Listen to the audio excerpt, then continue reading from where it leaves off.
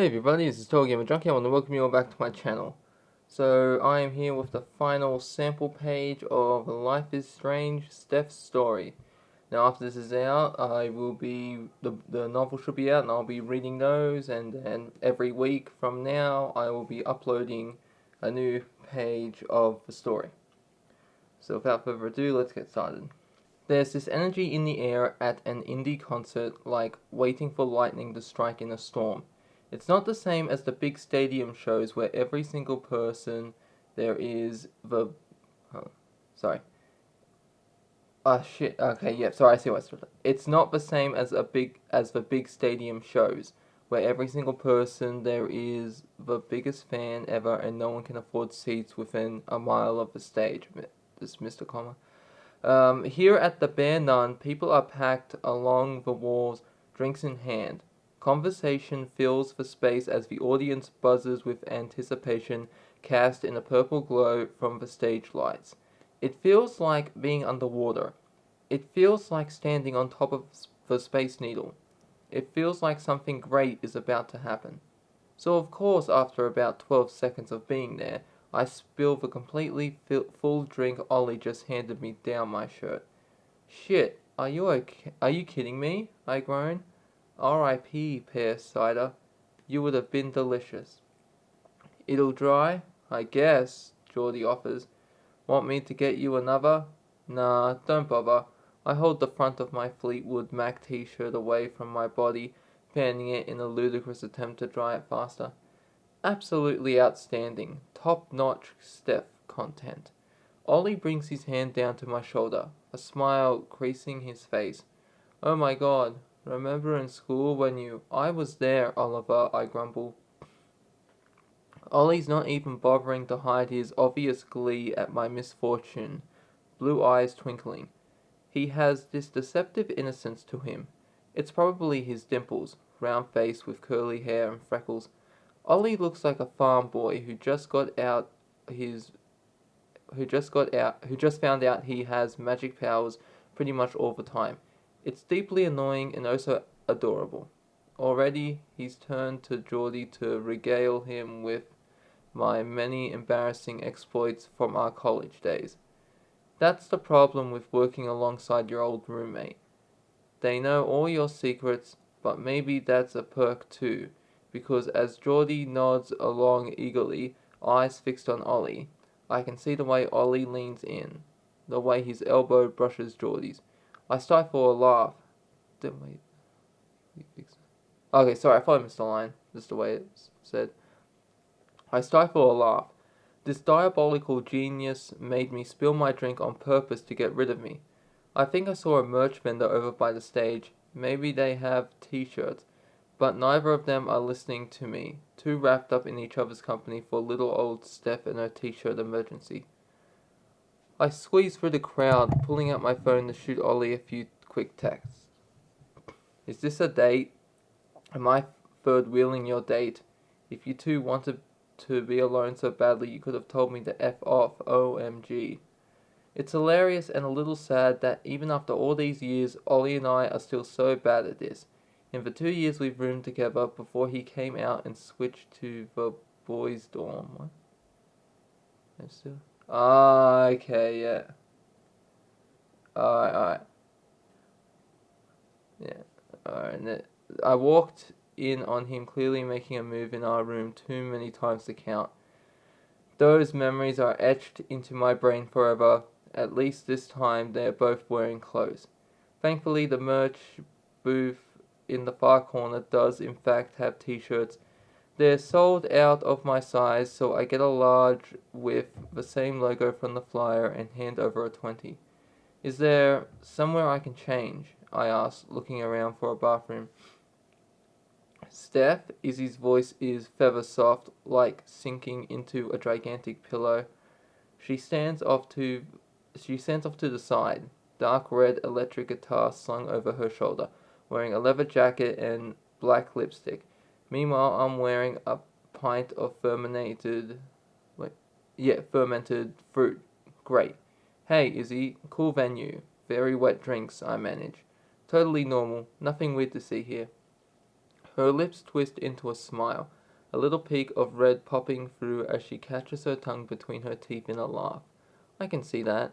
Yeah, about that. I hold up my new vinyl resting place t-shirt. Follow me, you can change backstage. Izzy's hand closes around my wrist to pull me forward, and my brain stutters to a stop, and all I can think about is her fingernails on me. Can she feel my pulse jump between my skin? We wind through a dark hallway back into we wind through a dark hallway into a back room that's more garbage than green room. The walls are lined with boxes and kegs, and the floor is cracked cement. 3 other girls are clustered near the door. One carries an electric bass by the neck, and another twirls drumsticks between her fingers. There you are. We are about to go on, said the third, a redhead with a short bob and a tight tank top. Just a sec, okay? Steph needs a place to change. I gave them a little wave, but the rest of the vinyl resting place doesn't seem all that interested in me. That's fair. Here, for privacy. Izzy guides me around the back of a dark blue van parked in the green room, its bumper adorned with a dozen stickers touting various messages from the rainbow steer queer to I break for Bigfoot. I give her a thumbs up, and when she turns her back, I quickly strip out of my wet shirt and into my new one. Okay, all set, I say, a little breathless. Izzy turns and looks me up and down. Bit big. I just shrug. That's okay. I'll just wear it as pajamas. Dope. Izzy grins, wide and genuine. Maybe I'll dream of rock and roll. Izzy, calls one of her bandmates. Ditch the groupie and let's go. Coming, she shouts back, but doesn't make a move to leave. Instead, she slides the guitar around so the strap holds it on like a backpack and takes a step towards me. My breath hitches, and for a moment I think she's going to kiss me, which is wild. Cool rocker girls don't just take Steph Gingrich backstage to make out, and even if they did, Ollie and Geordie would never believe me. But then Izzy takes a fistful of my t-shirt and twists a hairband around it so the fabric cinches in at my waist. Her fingers lightly brush my stomach as she tucks the knot up from under the shirt. There, she says when she's done, stepping back to examine her handiwork. It's very cute. As she joins her bandmates and heads towards the stage, I follow at a distance, absently brushing my hand against the hem of my shirt where her fingers ghosted against my skin. I don't even care when I can find Geordie and Ollie in the crowd. Sorry about that. The lead singer's voice crackles over the speakers. We're vinyl resting place. Who's ready to rock and roll over in their graves? A cheer ripples out over the audience. I plant myself beside the stage, just a few feet from Izzy as her fingers fly across the strings to play the opening notes to their first song. I can't see the lead singer or any of the undoubtedly cool lighting, but that's okay. The view's better from here, anyway. Live music is the closest thing to magic I've ever experienced. When I GM, magic can be destructive or illusionary or even healing, but in the real world, music is everything. I bounce on my feet, dancing in my little scrap of space near the stage as vinyl resting place play their set, notes lighting me up like fire. If songs are spell work, then Izzy is a sorceress. Her fingers dance across the strings, a mesmerizing melody spinning from her instrument. I am entranced, a willing victim of her witchcraft. It isn't until my phone buzzes in my pocket for what must be the 9th time in a row that I finally tear my eyes away to check the stream of text from the group chat. Geordie, Steph, where are you? Seriously, you okay? Did you get abducted by aliens? Ollie, if so, bring us back a souvenir. Oh, so are the aliens hot? Geordie, Ollie's knee is hurting, so I'm going to take him home. Do you want a ride or are you good? Ollie, wow, you're not gonna offer me a ride? Geordie, I literally said I was driving you home. Never mind, I just got it. Oblivious ace strikes again. Ollie, you misspelled. Adorable. I bite back a grin. It's about time Geordie and Ollie found each other, and I can't help but feel overcome with hope at their relationship finally blossoming. Maybe it's a sign. Get a room, but really I'll be fine. You kids have fun. I tuck my phone away and turn back to the stage as the song ends with an explosion, with an explosive chord and a cymbal crash. Thank you, shouts the lead singer. We're vinyl resting place, and we've been great. There's a collective chuckle from the audience as 3 of the 4 band members unplug their instruments and head my way. Izzy stands alone, looking over her shoulder, eyes wide and brow pinched. For a second I think she's about to play a solo or something, but then she unplugs her guitar and follows the other. You are amazing, I shout over the voice of the crowd dispersing. Izzy catches my eye and smiles weakly. Hey, thanks. Her gaze bounces from me to the rest of the band, disappearing into the shadowy hallway towards the green room. I have to take care of something first, but don't go anywhere, okay? Meet me in like 15? I nod vigorously. Way too much. Like my neck hurts from all the nodding. Cool, she flashed a smile before vanishing too. I lean against the wall to wait and scroll social media, but I'm barely looking. A few texts from Geordie trickle in, and I do my best to answer, but all my attention is on that hallway, waiting for Izzy to reappear. Do you think Oliver liked me? Steph, what do I do if he kisses me? Lol, kiss him back. Right, but I mean how? Like, with your mouth? How am I supposed to breathe? Through your nose, dickhead. I don't know if you know this, Geordie, but when you have your first kiss, you actually grow gills. ... Okay, so like, through my nose, huh? I am so stupid. Why does he like me? Because you're stupid. It's gonna be okay, man. Just talk to Ollie about it. He knows you're ace, and he's not a dick. You can figure it out together. Thanks, Steph. There's movement down the hall, and I stand up straighter. Then I remember I'm the furthest thing from straight. Oh my god. God damn it. So I contort my body into a casual lean that hopefully conveys that Steph Gringridge is a lesbian dreamboat, available for post-gig smooching, but the voice that carries up the hall towards me isn't Izzy's. The song just isn't our sound. If she doesn't get that, then she's not right for vinyl resting place. It's the lead singer sporting short copper hair and a leather vest. The bassist and drummer flank her nodding. Maybe it was harsh, but honestly she needed to hear it. It wasn't that harsh. We've been thinking it for weeks, the bassist says. I'm just surprised she didn't see it coming. I push off the wall. The drummer's shoulder bumps mine and she doesn't even bother to apologize. My mind races, but not as fast as my feet, which carry me back to the green room. Izzy sits on the floor, guitar laid across her legs, shoulders slumped. She stares at a point across the room with unfocused eyes.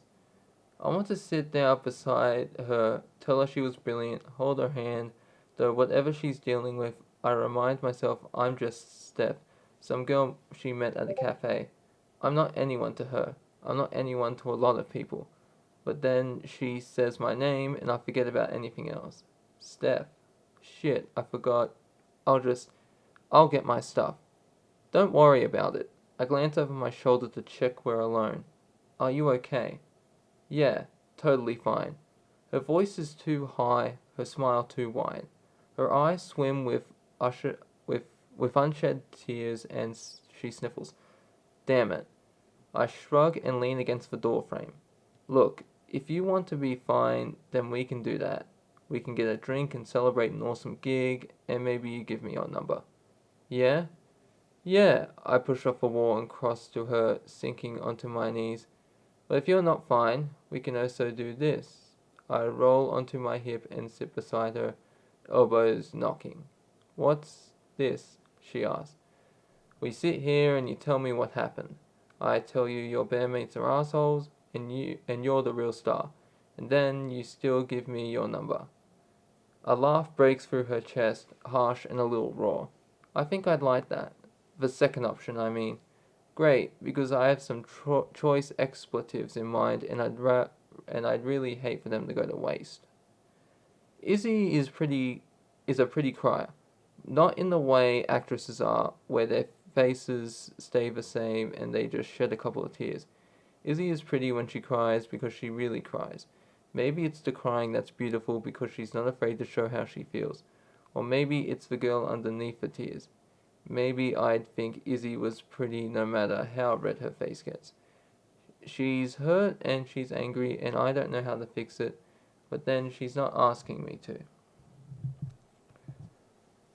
They just don't get it, Izzy says through a sigh. They want our original music to be like, I don't know, chill vibes only. What does that even mean?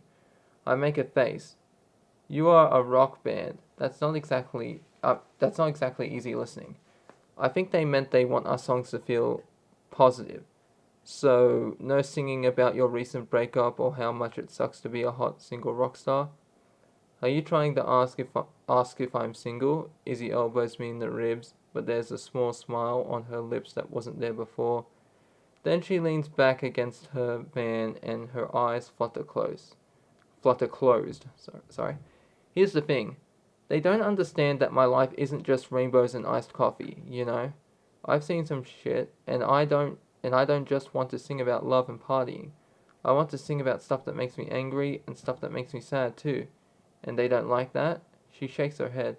We were supposed to debut my new song tonight. We've been practicing it for weeks and I thought it was good. But I guess they all decided without me that vinyl resting place doesn't need Izzy Margulis. That sucks. My eyes fall to her hand, palm up on the dark wash jeans. It would be so easy to just put mine on hers. Her skin looks soft and I want to trace my fingertip along the creases of her lifeline. And maybe that would make her feel better. Or maybe it would just make me feel better. So instead, I look up at her face at the smeared mascara along her cheekbone and the lipstick flaking off her lips. And I lean in to say, Can I hear it? Izzy's chin dips to her chest and she rolls her lip between her teeth. I mean, how? It's just me. Izzy unplugged. I wave my hand before us as if pointing to her name in lights and she giggles. I could probably do some bucket drumming, get a beat going. I'm not really a singer. So, I rise to my feet and hold out my hand. I'm not really a drummer. It's been years since I've picked up a set of drumsticks. But for Izzy, I'm willing to put my muscle memory to the test. We're both liars, as it turns out. The acoustics in the green room suck, but Izzy's voice carries anyway. Her song is raw and wounded, rising like a treacherous tide.